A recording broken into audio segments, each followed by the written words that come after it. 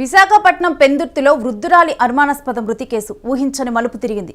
జయంతి కనక మహాలక్ష్మి అనుమానాస్పద మృతి కేసులో కూడా హత్యా కోణం బయటపడింది.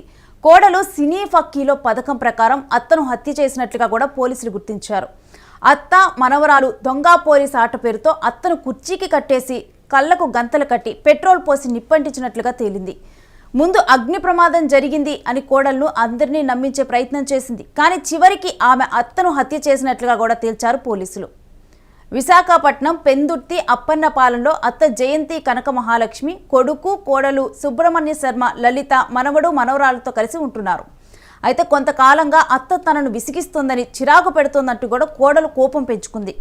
అత్త జయంతి కనక మహాలక్ష్మి చంపేందుకు ప్లాన్ చేసింది. ఇక శుక్రవారం సాయంత్రం దొంగ పోలీస్ ఆట పేరుతో కూడా ఆమెను నమ్మించింది.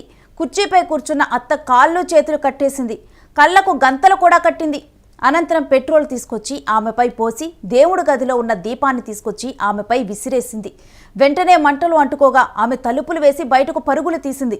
అత్త మంటల్లో కాలిపోతోంది, కాపాడండి అంటూ మొసలి కన్నీరు కార్చింది. అందరూ అగ్ని ప్రమాదంగానే భావించారు. అయ్యో పాపం అనుకున్నారు. పోలీసులు కూడా అలానే కేసు కూడా నమోదు చేశారు. కోడలు ప్రవర్తించిన తీరు వారికి అనుమానాన్ని రేకెత్తించింది. కాస్త లోతుగా విచారించడంతో కోడలు తన నేరాన్ని ఒప్పుకుంది. చీటికి మాటికి తనను చికాకు పెడుతూ ఉండటంతోనే చంపివేసినట్లుగా కూడా చెప్పేయడంతో పోలీసులు షాక్ అయ్యారు. లలితను అరెస్టు చేసి రిమాండ్కు పంపించారు. అగ్ని ప్రమాదం ఘటన కాస్త హత్య కేసుగా ఇప్పుడు మారింది. కోడలు అత్తను చంపటానికి వేసిన ప్లాన్ గురించి తెలిసి అందరూ షాక్ అవుతున్నారు. మొత్తానికి అత్త హత్య కేసులో కోడలు అరెస్టు కావటం ఇప్పుడు స్థానికంగా సంచలనంగా మారింది.